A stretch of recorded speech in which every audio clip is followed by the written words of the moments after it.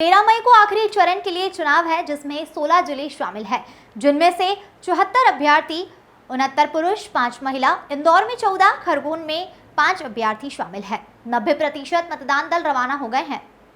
1,63,70,654 मतदाता वोट करेंगे, जिसमें से दिव्यांग की संख्या 1,55,324 है। 85 उम्र वाले 87,979 मतदाता हैं। 100 साल से ज्यादा वाले 2,231 मतदाता हैं।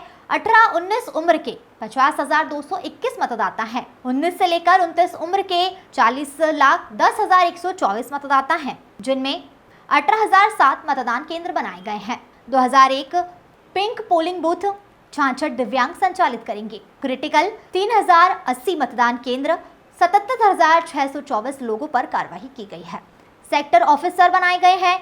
12,307 घर से दिव्यांग वोटिंग करेंगे, वहीं 3,135 वोटिंग करेंगे 94 स्पेशल कैटेगरी के लोग, और 12,130 सीसीटीवी के माध्यम से निगरानी की जाएगी। गर्भवती बुजुर्गों के लिए अलग से लाइन लगाई जाएगी।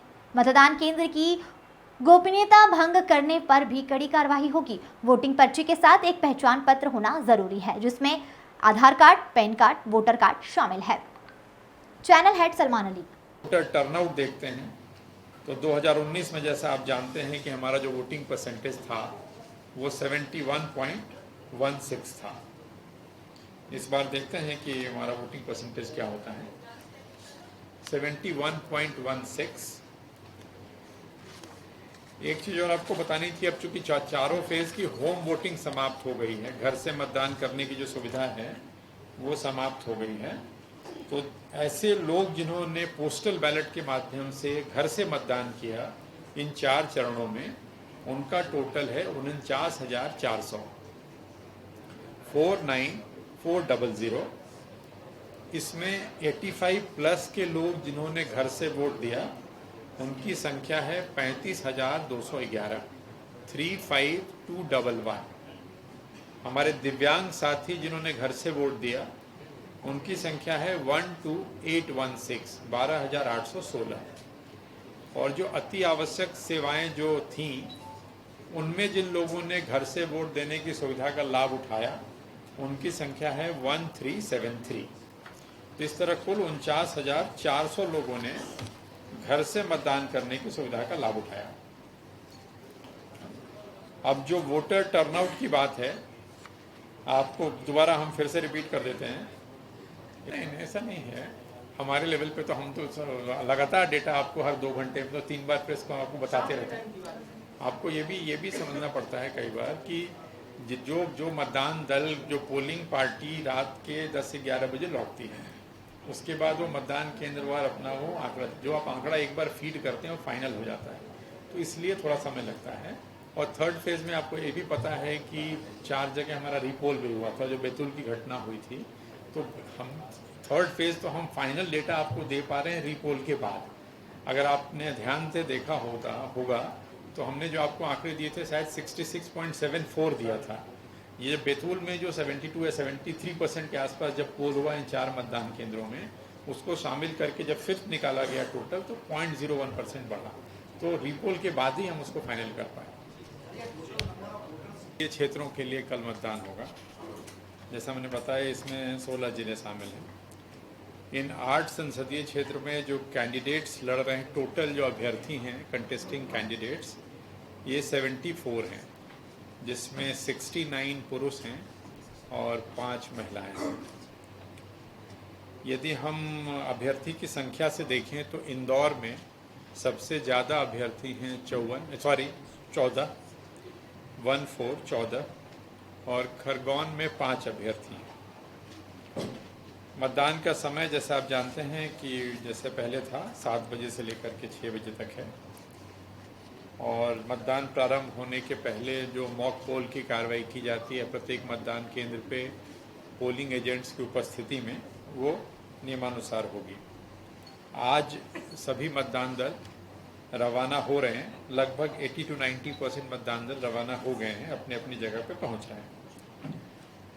इस 4th फेज में जो टोटल मतदाता हैं जो अपने मताधिकार का उपयोग करेंगे वो हैं 1,63,00,000 70,654, 1,63,70,654, 163,70,654। इसको अगर हम श्रेणीवार देखते हैं तो जो हमारे दिव्यांग मतदाता साथी हैं उनकी संख्या है 1,53,324। जो 85 प्लस के मतदाता हैं, 85 साल से अधिक उम्र के जो हमारे बुजुर्ग मतदाता हैं, उनकी संख्या है 87,979, 87,979। 100 प्लस के जो मतदाता हैं, 100 साल से अधिक आयु के जो मतदाता हैं इस फोर्थ फेज के लिए, उनकी संख्या है 2,231, 2231। 18 से 19 साल के जो मतदाता हैं उनकी संख्या है 5,02,219, 502219। 20 से 29 वर्ष के जो मतदाता हैं उनकी संख्या है 40,01,124।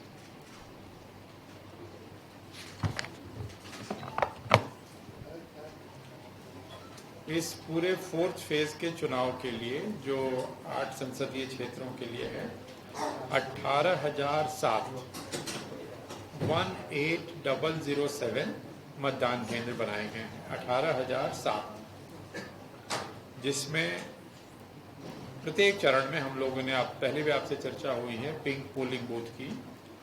इन 18,007 मतदान केंद्रों में 2,001 मतदान केंद्र ऐसे हैं जो हमारी महिला कर्मचारियों के द्वारा संचालित होंगे, जिनको हम पिंक पोलिंग बूथ कहते हैं। हमारे दिव्यांग मतदाता साथी, दिव्यांग जो हमारे कर्मचारी हैं, उनके माध्यम से जो केंद्र संचालित होंगे उनकी संख्या 66 है, 66।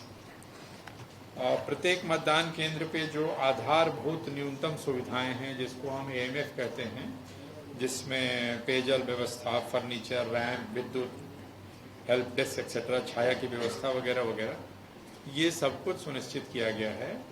और गर्मी को देखते हुए, जैसा पहले के चरणों में हम लोगों ने शामियाना और टेंट और कुर्सी वगैरह की व्यवस्था, पीने के पानी की व्यवस्था, कई स्थानों पे जन सहयोग से छाछ, पना आदि की व्यवस्था तो स्थानीय स्तर पे की गई है।